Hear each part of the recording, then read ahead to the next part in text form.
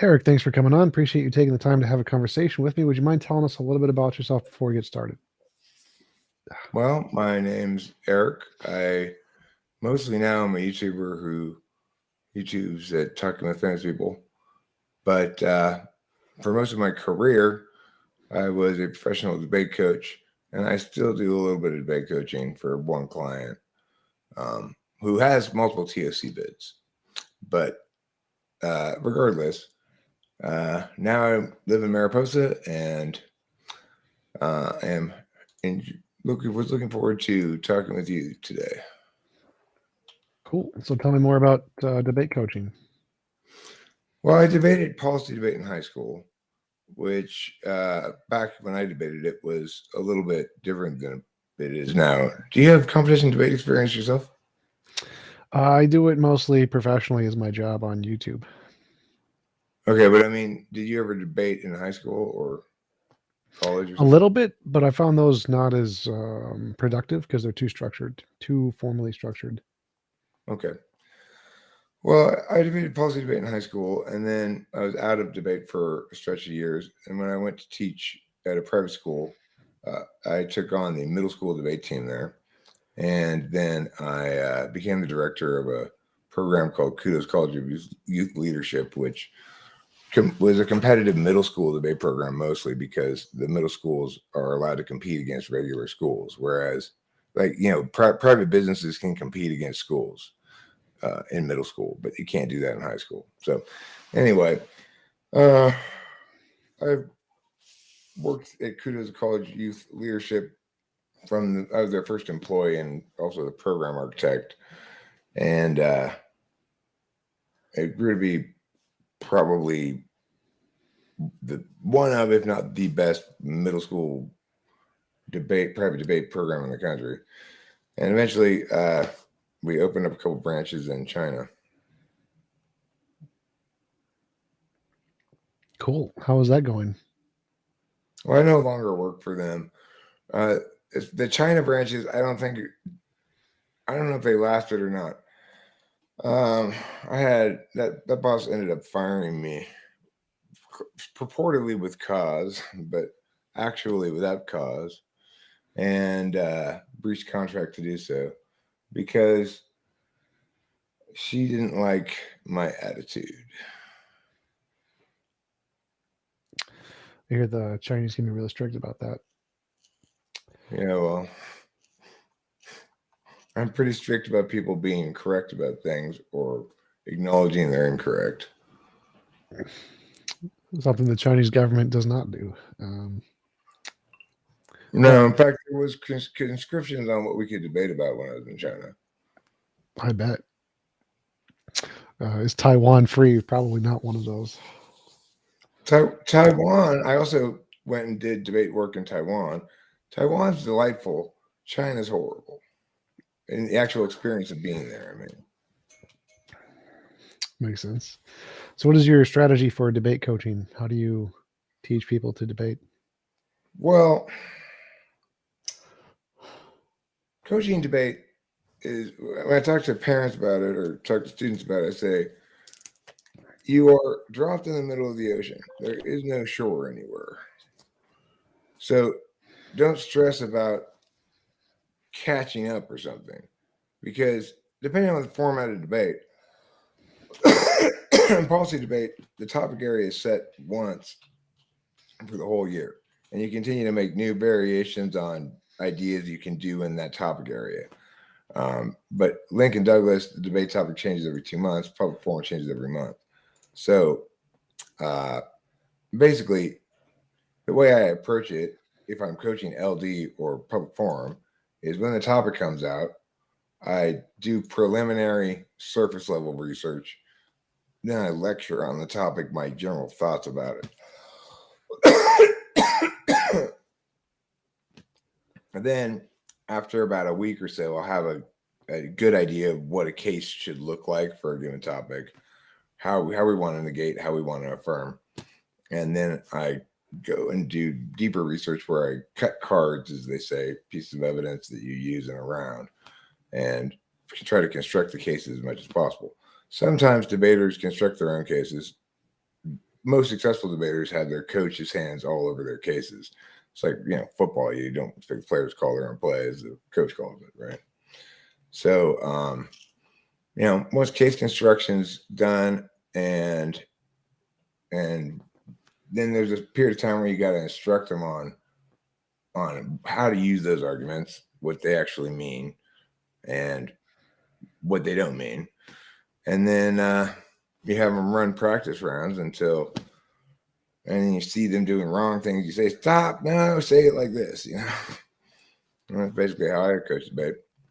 I was very successful at it right from the get-go, and it never changed. Nice. It seems like similar to how I do chess coaching. Yeah. So what are you up to right now? Well, we just moved here to Mariposa about 6 weeks ago. My parents died in the late summer for my dad and around Christmas for my mom. And we sold. Sorry to hear that. It's okay. We sold the house, the family house in Arcadia, and bought this much better house up in Mariposa for much less money. So then shortly after we moved in, we got hit by these historic storms. Got buried in 5 feet of snow, and now it's going to flood. So we've been doing a lot of weather stuff. I was out last night in around 11 p.m. shoveling a path to the third drain in the driveway because it was buried in snow, and we were getting water pooling up. That's what I'm doing right now. What are you doing right now? Let's see. I just hired a lawyer filing for 501c3. I'm trying to start an atheist church. I'd like to make a facility for affordable housing. Try to do what churches I think should be doing, but aren't. You think churches should be making affordable housing? Yeah. I think that would make the world significantly better if instead of building or buying out old football stadiums to host pastor lectures, they bought apartment buildings. Do you offering have that affordable faith housing. in that? Faith in what? In the notion that that's the best thing that the churches should do? No, I have a decent amount of evidence. There's several nonprofit organizations such as churches that do already do that to some degree, and they have a lot of success at it and provide housing for people, making their lives a lot easier. Okay. Well, I mean, that's evidence that it's a good thing churches can do. I don't think it's evidence that it's the best thing churches can do. Well, I don't know of anything better they could do. Like, I think the best things that any organization can do would be the things that lower the cost of living for people. It seems to be the best thing they could do, and that's probably the most biggest cost of living for most people is housing, and so that's probably the most effective way to lower their cost of living is by providing affordable housing. So you mean charitably building housing things that then you let them rent at under market value? Yeah, or just buying apartment buildings and letting them rent it under market value. Okay, I see. They don't have to build a new one. They could use existing ones. Yeah. All right. Sure, that makes sense. I mean, I think it's not a bad use of church energy for sure. There is a housing crunch because everybody's buying properties as income properties, and nobody's actually buying homes to live in anymore. So it tends to drive up property values, but also make rent more expensive. Yeah, there's an organization here called the Noah Impact Fund. It's the biblical reference, but it's meant for naturally occurring affordable housing, and they have about 1,500 units that they have bought with larger apartment complexes and are offering them at affordable rates for people. They have a requirement that 60% of the units have to be affordable to people who are below, I don't remember, like 50% of the poverty line of whatever location the unit is in or something like that. I mean, what do you think about the possibility of allowing market forces to do what they will, and people who need cheaper housing move to areas where housing is cheaper. It's unrealistic. Most people don't. Like what happens is when people can't afford a large chunk of them become homeless and they don't move to cheaper locations, they just become homeless or become more criminal. And so letting market forces do what they will puts a large portion of society into the position where they have to make very bad decisions very often. Well, I certainly don't see anything wrong with the idea of charitable organizations making housing and then renting it out at below market value.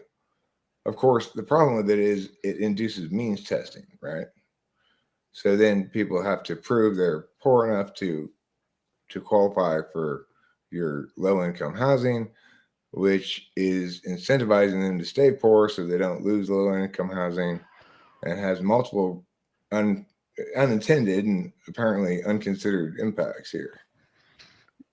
I don't think so, because it's not like you have to be poor to rent from them. It's just it's offered at low affordable rates. Doesn't mean only poor people can buy them, or doesn't mean that you're going to get kicked out if you're not poor. So rich people could go in and get all the cheap housing again. Potentially, yeah, if they wanted to live there or just rent it out, I guess. They could just get the cheap housing and then sublet it, make it their rental property again. Well, you can't buy the building, so the building is still owned by the individuals. It's owned by the group that's doing this charitable work, Yeah, right? yeah. Yeah. Okay. Well, I mean, the thing is, at that level, the negative impacts are minor to nil. The positive impacts are localized but significant to the people they impact. It seems like a good idea. What do you think about federal involvement in homelessness? Like Section 8 housing. Section 8 housing is moderately successful, somewhat, kind of. It Well, incentivizes like treating homes very badly. People can make a lot of money off of doing very minimal work to build Section 8 housing up to the very lowest code that it can possibly be, just to get the income, which does happen a lot. And so I don't think government's particularly good at it. I mean, the lowest code that could possibly be is still up to code, right? Well, the problem is that it's usually not. They just build it to that until it's inspected, and then when it's occupied, it usually drops below that until it's inspected again, and they can just occupy and make money off of the things that are below code, because they were Sure. at code when they were inspected.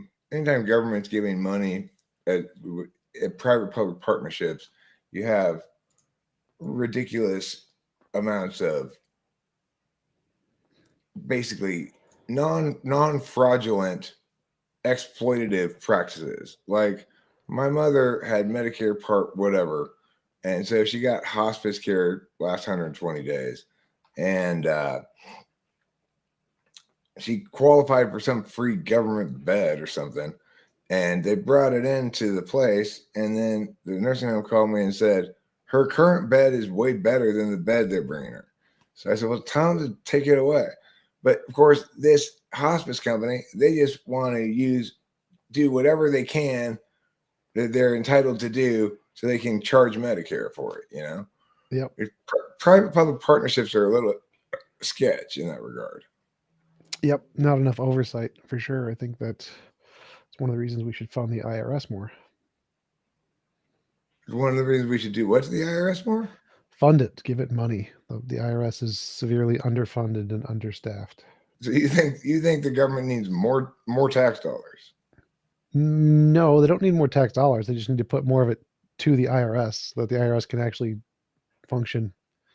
Which it needs to function in order to be able to audit millionaires, billionaires, CEOs, corporations. So you're not concerned about revenues. You're concerned about punitive action towards classes of people you don't deem adequate to be wealthy? No, I'm worried about skirting those things illegally and not being able to account for it, like offshore bank accounts that are illegal or tax write-offs. You don't have to do anything illegal to skirt taxation. Like when my parents died and left me a large estate, it was all in a trust. There's no taxes at all. Yes, tax loopholes are a problem.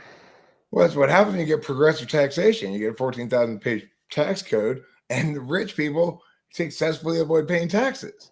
It's Yep. implicit to the wrong idea in the first place. That's why we should have flat tax. I don't think we should have a flat tax. I think flat tax is a good starting point, but I think tax should have tiers to it, but it definitely shouldn't be 14,000 pages long. As soon as you introduce tiers, you got means testing. You got it. Then you've got to say, okay, well, there needs to be exemptions. And before you know it, you're back to the clusterfuck of a mess that is the current American tax code, which Well, no, like we should both be fully in agreement is a clusterfuck of a mess, right? Sure, but there's lots of countries that have progressive tax systems that are not a clusterfuck. Like most European countries, they send you a bill. You don't have to spend I hours mean, doing taxes. those are terrible examples, right? The only example of a country that does a good job with basically progressive taxation is Norway. And it's only because they're so incredibly homogenous. The thing to remember is we can't empower individuals without recognizing that wealth is the product of their being useful in work. What? So yeah, but what does that have to do with a progressive tax system? We don't want to punish people for being successful financially. Sort of, we do. If they're too successful, we do. There is no such thing as too successful. Wealth occurs as a metaphysical quality first whenever individuals do useful work for other individuals. New wealth is generated all the time in the world. The government needs to produce more currency to match the total amount of wealth in the world. That's correct. And I would agree that the government does a poor job of distributing that new currency. It would be much better if they simply distribute it to the individuals directly, just rather than through the banks, the way the Federal Reserve does it. But regardless, the point is there is no such thing as too much wealth, excess wealth, or anything like that, because of course, all wealth is the product of people being useful for each other. Well, that's not true at all. So, like Jeff Bezos, too much wealth. Elon Musk, too much wealth. And who decides who has too much wealth, and why did you decide they have too much wealth? If we can use that wealth to like stop everyone Who's we? starving, It's not anybody else's wealth but theirs. They earned it. I don't care. Society, I don't care. So society I'm happy to steal their money to save So lives. society gets to steal people's shit because they deem them too wealthy? Yes, that's what taxes are. Yes. Yeah, okay. I get that's what taxes are, but what we're talking about is progressive taxation. The fact that those wealthy people don't pay very many taxes is implicit to the fact that you're trying to tax people differently from one another, which is inherently unfair in a free and civil society. We need a flat tax accordingly, which is actually progressive because rich people spend more money, especially if you have, I'm talking about flat sales tax, federal flat sales tax is by far the best advocacy on taxation one can make as a prospective POTUS candidate, because currently it's clear that you're not qualified to be president if you're thinking all of this nonsense. Well, no, I actually have evidence for my position. Your position is pretty terrible, honestly. I'm going to go with the taxation systems that actually work to have the best societies. So my position is replace the current clusterfuck of a tax code, which we both agreed was a clusterfuck, with a flat federal sales tax, which would actually be progressive because it would actually tax people based on how much money they spend. And you say that's a terrible idea. Yeah, which societies have implemented that to have better? Which societies have implemented it before is not the way to evaluate an idea. Otherwise, that's literally the way to evaluate. Otherwise, all good new ideas would be rejected, right? So evidence, the way it works is you have to test to see if it works beforehand, and then if it does work beforehand, then you have reason to believe it'll work again. Implementing something that's untested is like evidence works at all. No, that's literally how evidence works. That's literally how science works. One can make arguments with multiplicities of different kinds of evidence. No one cares about arguments. The kind of argument you're making is contingent on what kind of evidence you're going to use. No one cares about arguments. I could use past examples as evidence. That's one kind of evidence. Okay. I could also use logical reasoning as evidence. I could also use appealing to a principle or value to uphold as evidence. Those are hypotheses. I could argue philosophically that this value ought to be upheld over another, right? Without using past examples. None of those are evidence. Those are all hypothesis building. So in science, you need empirical data to confirm your hypothesis. You just making a hypothesis is not relevant. So listen, if I tell you that if I go to the park on Tuesday, then I will go to dinner after I go to the park at the restaurant. Now, let's say I tell you that it's determinate that I will go to the park on Wednesday. We can conclude something, right? Because of conditionality. We can conclude something with certainty without appealing to past examples, right? No, not unless you can prove your statement. So if you're saying that if you go to the park, you will then go to dinner. I can Wait, prove wait, that wait, I'm wait, making wait, that wait. claim. Right. So you're making that What you can say claim. definitively, One sec, what you one can sec, say definitively is one sec. if you're telling the truth, then if I know this piece of information, then you went to then you will go to the restaurant, right? Right. So the first You know thing, that the first, definitively oh as my a God. claim, not as a behavior. So you have to show that there's actually a determinate correlation between the thing you're claiming is going to happen and the thing you're doing. And the way to do that is with Correlations past aren't examples. determinate. What? Correlations don't become determinant of anything, right? Things that are determinate. You're the are not one who said it was a correlative. determinate. It doesn't make a difference whether you're doing correlation or causation. I don't care. What you need is evidence that what you're saying is going to happen after the cause actually Okay. is going to happen. And to do that, So you let's need say I past produce a new idea. examples. Let's Yeah, say I produce a new idea. Let me Yeah. give you a great example. Okay. Sure. So the Supreme Court has ruled that municipalities cannot force homeless people off of public grounds unless they have some place for them to stay. In other words, it's placed an unfunded mandate on municipalities to produce housing for homeless people. Okay. Now, because that unfunded mandate by the Supreme Court, it is my position that the federal government should take over all homeless services, centralize them in a single location, make sure that they're up to snuff and provide all the necessary services. Also, that there be no compulsory going there. But on the other hand, the municipalities would be empowered to kick people off of public spaces and say, here's a bus ticket to homeless town, right? We wouldn't call it that. But the point is, by centralizing and federalizing this, especially if we can manage a structure that redirects municipal resources that are currently going to producing homeless services towards this federally run centralized homeless service location, it would actually solve the problem of homelessness on the West Coast. But it's a new idea. It's never been tested before. So can we not do it according to No. your understanding of evidence? Is No, it you need to- impossible to argue successfully that we ought to do that because it's never been done before? No, we should never do that on a large scale. What we should do is we should test it on a small scale and then see how it works, compile the data. There is no scale. It's a binary, federal or municipal. No, small scale, as in within a small local group that is not like on a federal or state level, just like a county or something. You didn't get what I said in the first place. The Supreme Court has ruled the following: an unfunded mandate to municipalities to either produce housing for homeless people or be unable to kick them off the public What does space. that have to do with the new idea? So if you have a new idea, because it puts the situation, it puts the policy matter in the frame of reference that the federal government has prohibited municipalities from solving the problem in any way other than building homeless homes, right? And so as a consequence, the federal government should have responsibility for providing the services. If they were centralized and located in the middle of the country around the federal government, the West Coast cities could be saved. What does that have to do with your new idea? So if you're asking, there's no evidence from past examples that it will work because it's not been done before. Then By it's a your stupid reasoning, thing to do. By your reasoning, we should never do anything that's not been done before. We should never do anything that hasn't been tested and demonstrated to work. Yes, that is correct. You cannot test federalizing homeless services. It's a Yes, binary. You can. In the status quo, the responsibility falls on the shoulders of municipalities. That's just basic failure of reasoning. You can test an idea on a small scale and then say if it works, you can apply it federally on a large scale. It's very simple. No. Listen to me. The federal government has issued via the Supreme Court an unfunded mandate to municipalities. Do you get that part? Yes, that is irrelevant to the conversation. You think that's irrelevant to a conversation about solving homelessness? It's irrelevant to the conversation because we're asking, should we implement a new idea that has not been tested? The answer is no. The status quo is informed dramatically by that Supreme Court decision that you claim is irrelevant to the conversation about homelessness policy. Homelessness policy is insane. No. Pay attention to the words as I say them. The topic is, should we implement a policy that has not been tested?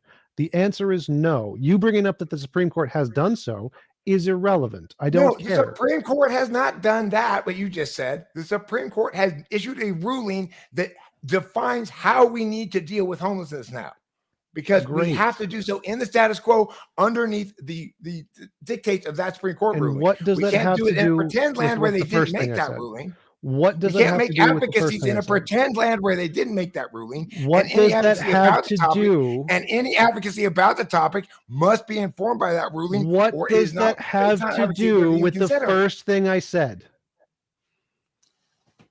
So that's evidence right there, TJump.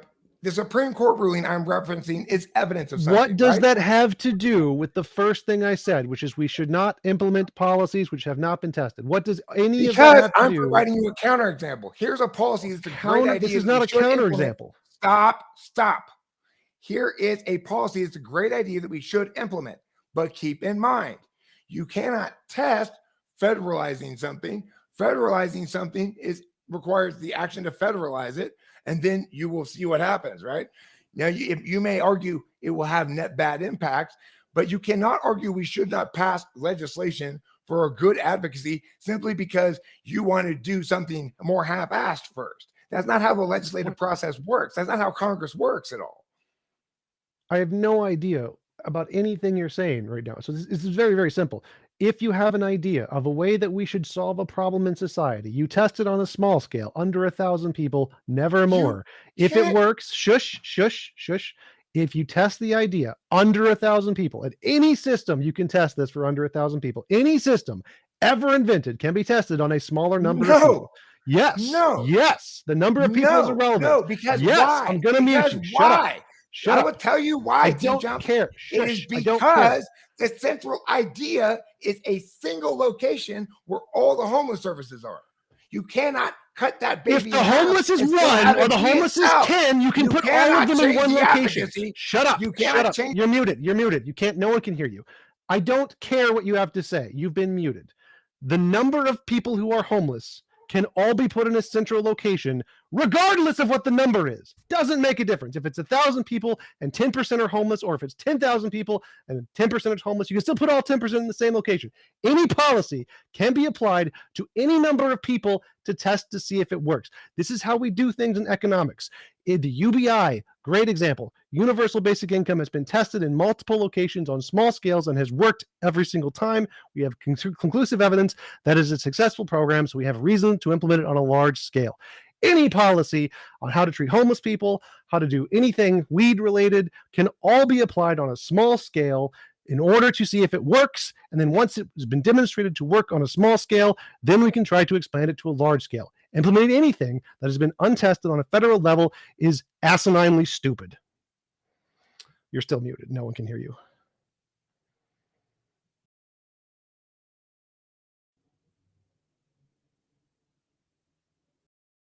It's a very funny symbol.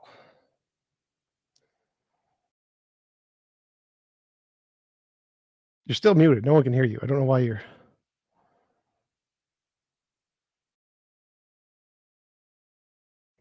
Now you need to be reasonable, for fuck's sake. Okay, what about what I just said was not reasonable?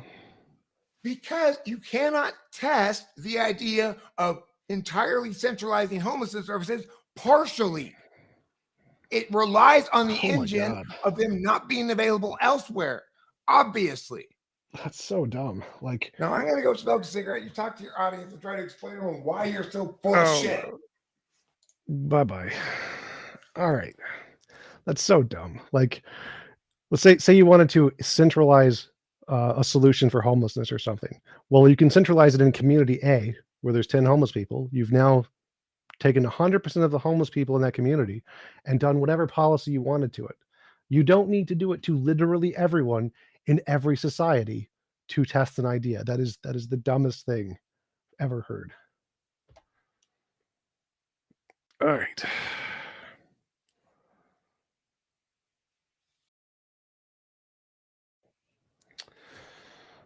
I'm gonna go take a nap. Peace out. See you guys later.